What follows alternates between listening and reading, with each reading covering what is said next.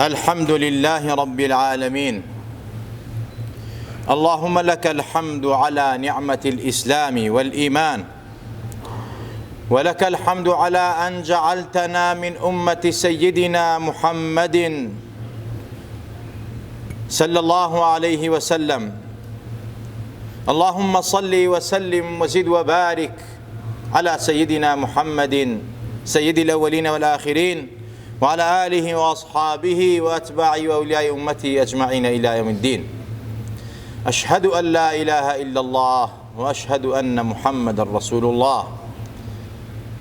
مسلمانان و ئیمانداران، سەلامی خوای گەورەتان لەسەر بێ. بەرەو کۆتایی ساڵی کۆچی دەڕۆین و ئیستیقبال لە ساڵێکی تازە ئەکەین و پێشوازی لە ساڵێکی تازە، ساڵی هیجرەت و کۆچی پێغەمبەری خوا صلی الله عليه وسلم. ئەو هیجرەت و کۆچەی کە بوو بە ڕەحمەت و بەرەکات بۆ هەموو مرۆڤایەتی، هەموو خەڵکی ڕزگار کرد لە شەوەزەنی کوفر و نەفامی و نەزانین، لە زەلالەت و داماوی، لە فەساد و فەسادکاری. هیجرەتی پێغەمبەری نازدار سەڵات و سەلامی لەسەر بێ بۆ عیزەت بوو، بۆ نەسرەت بوو، بۆ سەرکەوتن بوو، بۆ نەجات بوو لە دەستی کوفر و شیرک و زوڵم و ستەم و خیانەت، نائەدالەتی و نادات پەروەری،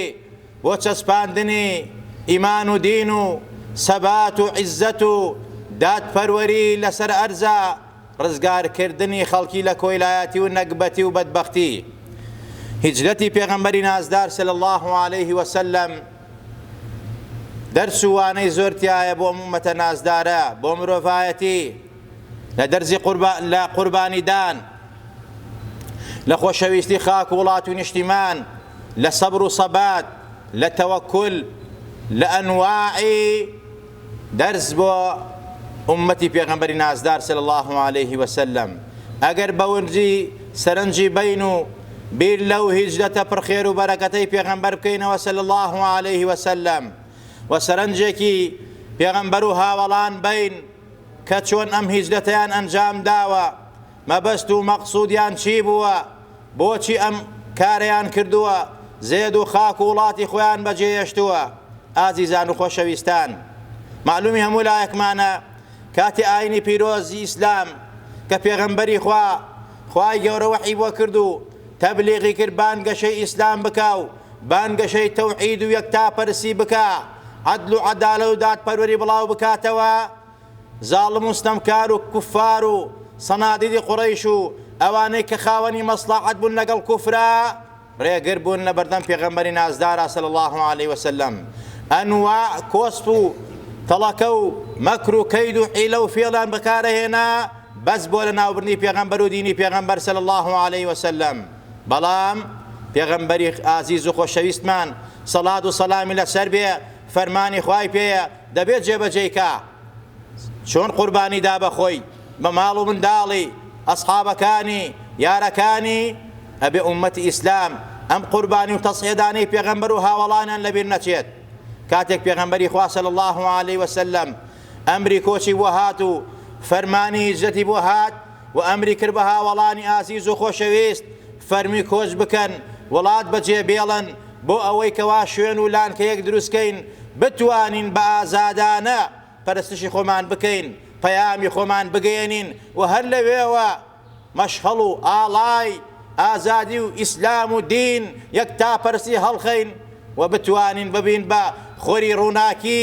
بۆ تەواوی سەر ئەرز ئەم خەڵکە لە شەوەزەنی کوفر و نەفامی و نەزانین ڕزگارکەین. ئازیزان و خۆشەویستان، مەدینەیان دۆزیوە و پێغەمبەری نازدار صلی الله عليه وسلم ئەمری پێکردن کەوا پەیمانمان هەیە لەگەڵ ئەنسارە کە بێن بڕۆین بۆ لایەن پێشوازیمان لێ بکەن، ئێمەش ئەبێ بڕۆین بۆ لایەن بۆ ئەوەی کە بتوانین ئەم پەیامەی خوا بە ئازادی بگەێنین. تەسحیە و قوربانی، فیداکاری ئەسحابی پێغەمبەری خوا صلی الله عليه وسلم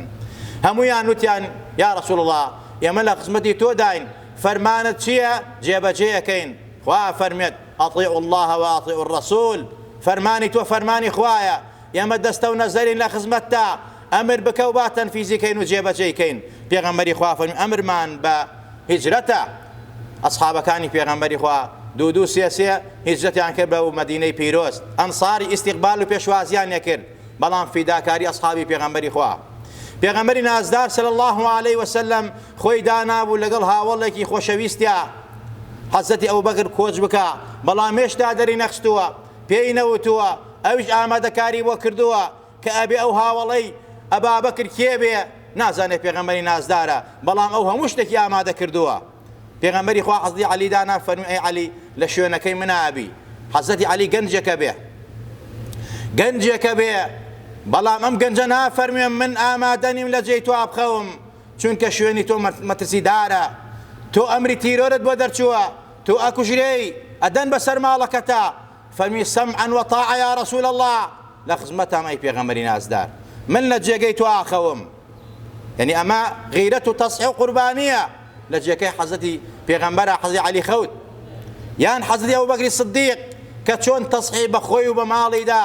لە ڕێگەی هیجرەتە لە ناو ئەشکەوتەکە تا گەشتە مەدینە ئەمە قوربانیدانە ئەمە خۆفیداکردنی پێغەمبەر و دینی ئیسلامە و هەروەها ئەبوو سەلەمە و ئومو سەلەمە لە ڕێی هیجرەتە ڕێیان پێگەدن کوفار وتیان نابێ بڕۆن جیانکردنەوە لێک پیا و ژنێک مناڵەکەیان لێسەندن بۆ 1 ساڵ سەلەمەیان لە ئومو سەلەمە سەند حتاکو وەکو بڵێ عاداتی عەشایری خۆیان تەداخولیان کرد کە ئەم مناڵۆژنە بۆ لە یەکجا کراونەتەوە لە پێناو دینە ئەم قوربانیە دراوە ئەم دینە هەروە بە ئاسانی نەگەشتووە دوای 1 ساڵ لە مێردەکەی دوور لە منداڵی دوور ئەوسا مەسەلەی گەڕاوەتەوە مەدینە بۆ خزمەتی مێردەکەی و پێغەمبەری خوا ئەسحابی پێغەمبەری خوا صلی الله عليه وسلم و هەروەها سوهەیبی ڕۆمی لەم غەزادا لەم هیجرەتەدا دەرئەکەوێتەوە چۆن تەسحیح بە خۆی داوە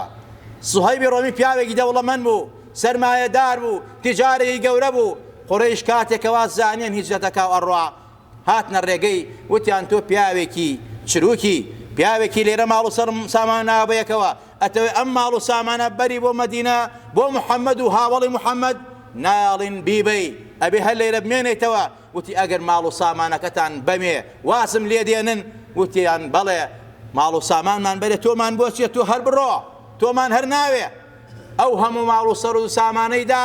بەس لە پێناو ئەوەیکەوە بگا بە لیقای ڕەسوول الله بە خزمەت پێغەمبەرە سڵاسم بۆ ئەوەی کەوا بە ئازادی پەرستی خۆی بکە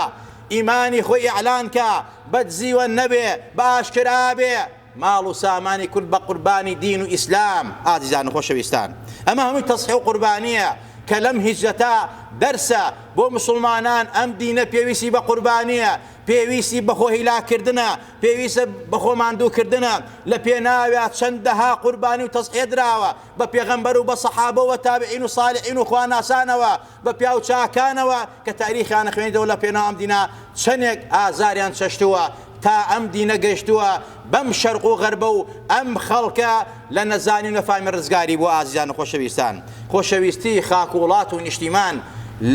لە هیجرەتی پێغەمبەری خوا وەرەگیرێت ئینسان هەر کولتورێکی هەیە هەر زبانێکی هەیە خەڵکی هەر شوێنێکە لە هەر شوێنێک لە دایک بووە پێویستە خاکی خۆی وڵاتی خۆی خۆش بووە ئەمە بێ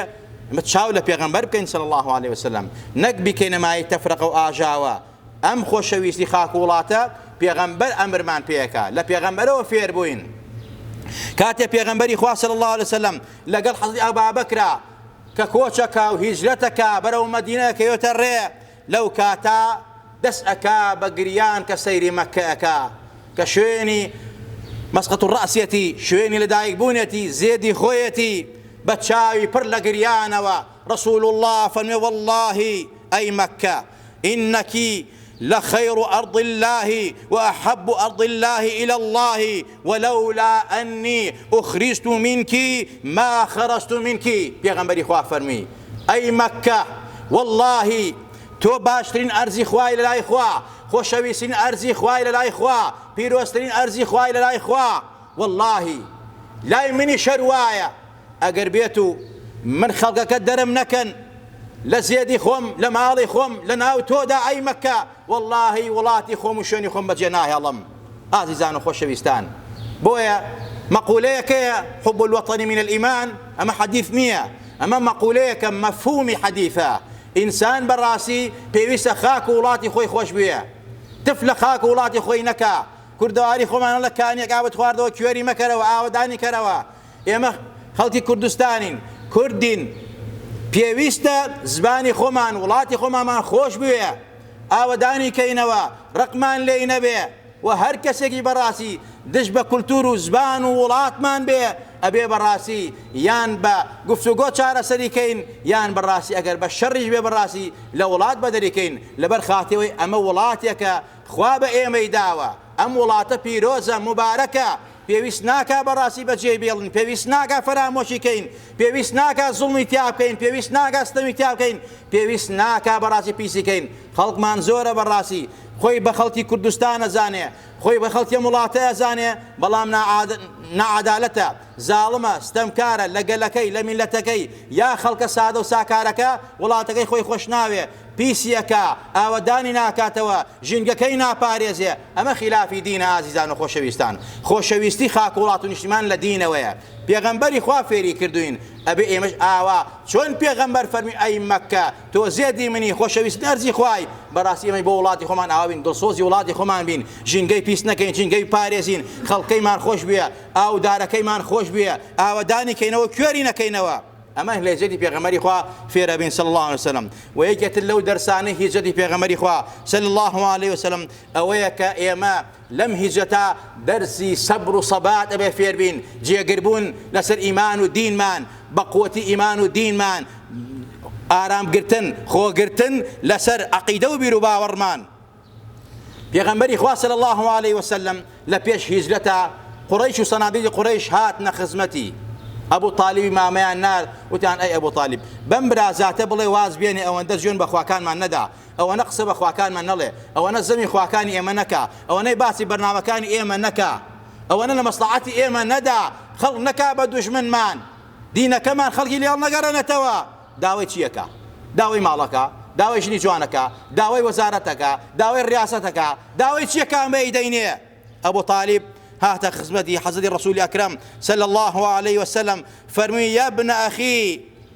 إن كنت إنما تريد بما جئت به من هذا الأمر مالا جمعنا لك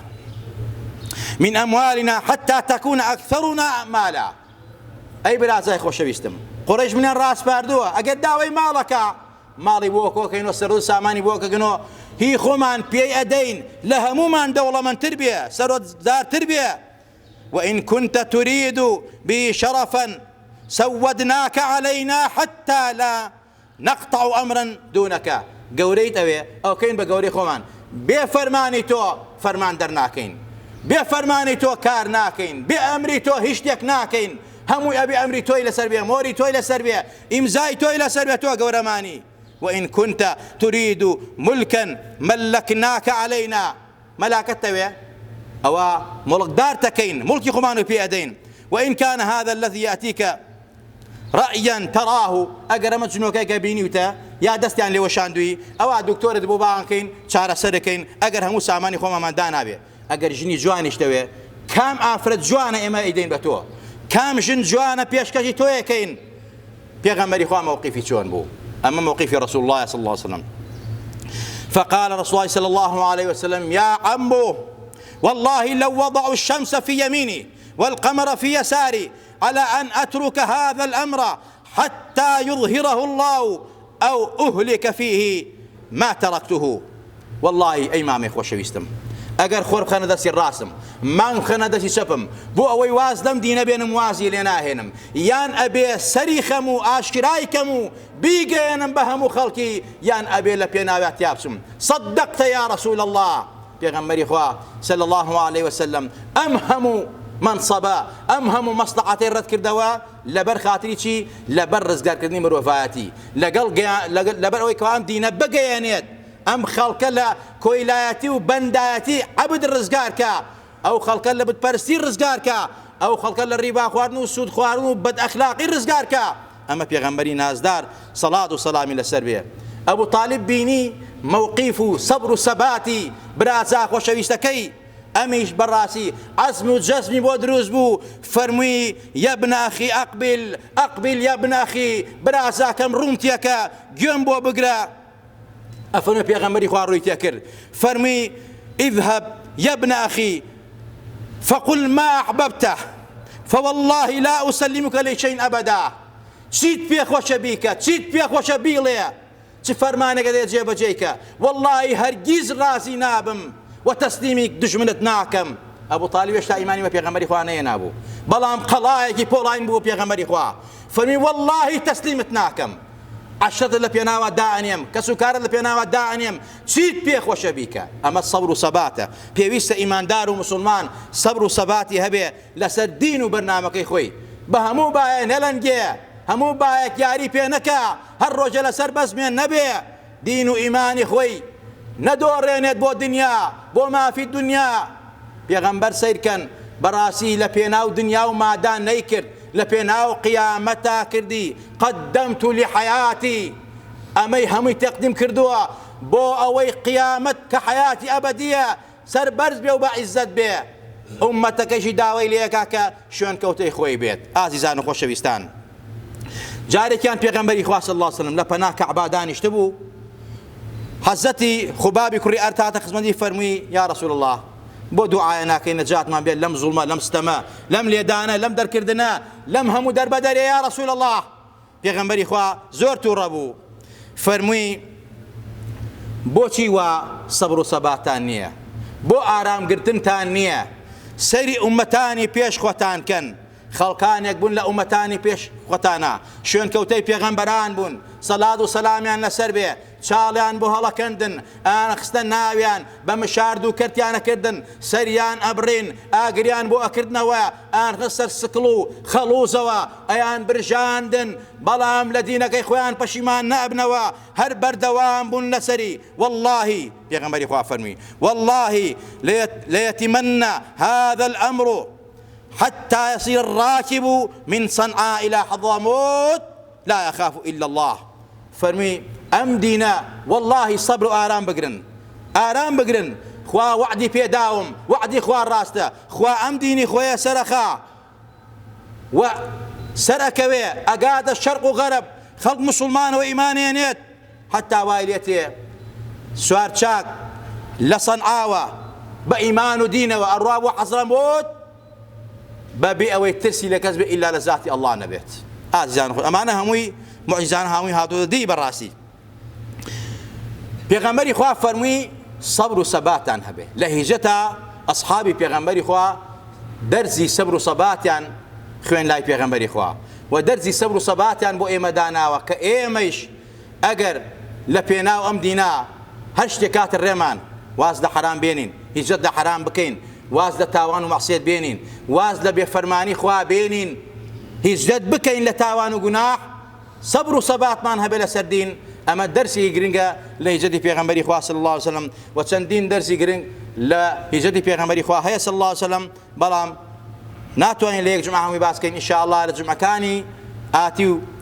داهاتووە ئاماژە بەوانی تری ئەکەین. خوای گەورە لە هەموو لایەکمان ڕازی بێ، خوا لە هەموو لایەکمان خۆش بێ، خوا عاقیبەتمان بەخێر بێڕێ، خوا لەو ناوەتوانی خۆمان و باوک و دایکمان خۆش بێ. یا ربی خوای گیان سەبر و سەباتمان پێبەخشی، عەقیدەمان دامەزراوکەی. یا ربی خوای گیان ساڵی تازەی هیجرەتی پێغەمبەری خوا صلی الله علیه وسلم ساڵی عیزەت و نەسرەت بێ بۆ تەواوی مسلمانان و ئیمانداران. یا ربی خوای گیان ئەم ساڵە بکەیتە مای خێر و خۆشی بۆ مسلمانان و ئیمانداران. یا ربی خوای گیان هەر دەرد و بەڵاو ناڕەحەتێک هەیە لە وڵاتمانە و لە وڵاتی مسلمانانە خوایە لە کۆڵمانی کەیتەوە لە سەمانی هەڵگری. یا ربی خوای گیان بە ئیمانەوە بمانژێنەوە بمان بێنەوە زیندومان کردەوە، لە دەرد و بەڵاو نەخۆشی و ناخۆشی خۆمان و خانەوادە و وڵاتمان پارێزاوکە. یا ربی خوای کار بەدەستی وڵاتمان بۆ ئیسلاحکە. یا ربی خوای ئیمان و ئیسلامیان بەرێ، ویژدانیان بەرێ بەرامبەر بەم میلەتە، بەرامبەر بەم خاک وڵات و نیشتیمانە. یا ربی خوای دڵسۆزی میلەت بن، دڵسۆزی دین بن، دڵسۆزی خاک وڵات و نیشتیمان بن، دژمنی دین و ئەخلاق و خاک وڵاتی نیشتیمان نەبن. یا ربی خوای هەر کەسێ دژمنی دینمانە، دژمنی خاک وڵات و نیشتیمان و زبانمانە، دژمنی کولتورمانە، دژمنی کوردستانمانە، دژمنی مسلمانانە، خوای ئەگەر شیاوی دادەی دایدەی، ئەگەر شیاوی دادنێ خوایە تەفروت نایکەی، عالیەها سافیلەها لە کۆڵمانی کەیتەوە. یا ربی خوای بە ئیمان و بمانژێنە، بمان بێنە زیندومان کردەوە، لە ڕۆژی قیامەتشا لە ژێر سێبەری عەرشی خۆتا حەشرمان بکەی، لەسەر چیمەنەکانی بەهەشت لە خزمەت ڕەسوولی ئەکرەما صلی الله علیه وسلم. ئەو پێغەمبەر نازدارە بانگمان بکا بۆ چیمەنەکانی بەهەشت، بۆ باخ و باخاتی بەهەشت. بۆ سەر عەوزی کەوسەر بە دەستی مبارەی خۆی ئاوی کەوسەرمان باتێ بانگمان بکە و دەرمان نەکا بە ئومەتی خۆی ئەژمارمان بکە یا ربی خوا لە دەپارڕینەوە شیفای نەخۆشەکانمان بی عاقبەتی پیرەکانمان بەخێر بگەڕی هیدایەتی گەنجەکانمان بی یا ربی خوا ئیسڵاحی حاڵی هەموو لایەکمان بی خەم و خەفەت بارانمان نەیەڵی یا ربی خوایە ئەوانی کەوا گیراون داماون زەلیل خوایە دەرگای خێر و خۆشیان لێ بکەرەوە ئەوانی داوای دوعای خێریان لێ کردوین یا ربی خوا ئەگەر کێشە و گرفتیانی خۆیان بۆیان چارەسەرکە مەشاکیلیان هەیە خۆیان بۆیان حەڵکە زاڵم زوڵمی لێکردن یا ربی خوایە گیان بێوە هانانەوە زاڵم مستەمکاران بۆ لە ناوبەرە یا ربی خوا ئەگەر منداڵە نەمنداڵ ساڵحیان بەرێ منداڵی هەموو لایەکمان ساڵەکە نەخۆشیان هەیە نەخۆشەکەیان زەلیلە خوا زەلیلتری مەکە شیفای عەزدۆ پەلەی بۆ بنێرە بە ڕەحمی خۆت ڕەحمی پێ بکە یا ربی خوا شیفای نەخۆشی تەواوی خەستەخانەکانمان بی لە ناو لە دەڕێ وڵات ئەوانەی کەوا قەرزارن فەقیرن هەژارن داوای دوعای خێریان کردو یا ربی خوا دەرگای ڕسوڵۆزیان لێ بکەرەوە یا ربی خوا بە ئیمان و سیحەت و عافیەتەوە دەوڵەمەندان کە لە فەقیری و هەرجاری و قەرزاری ڕزگاریان کە یا ربی خوایە ئەوەشی کەوا خزمەت بە منهج و بەرنامەی تۆکە ئیسلام و مسلمانانەکە یا ربی خوایەیان لێتە پارن خێر و بەرگەر بژێنە بەسەریا بە تایبەت ئەوانەی خزمەت بە مسلمانانەکەن بە هەژاران و فەقیرانی مسلمانانەکەن هاوکاریانەکەن لە فەقیری و هەژاری ڕزگاران یا ربی خوایەیان هەرگیز نانی کەم نەخۆن یا ربی خوایەیان بەرەکاتی خۆت بژێنە بەسەرنا بیکە بە شیفای نەخۆشیان عیزەتی دین و دنیایان کەشتی نەجاتیان یا ربی خوای ئەوانەی خزمەت بە ئیسلامەکەن خزمەت بە مزگەوتەکانەکەن بە تایبەت ئەم مزگەوتی ئێمە دەستیان پێوەیەتی خزمەتیان کردووە بەردی بناغیان داناوە هاوکاریان کردووە و هەمیشە هاوکارن یا ربی خوایەیان بیکە بە کەشتی نەجات بۆ خوان و باوکو دایکیان یا ربی خوای بیکە بە سەوی شیفای نەخۆشی خۆیان و ماڵ و منداڵیان بك خلغان بويا درد بلا مصيبتنا رأتي آمين آمين أقول قولي هذا وأستغفر الله لي ولكم ولسائر المسلمين.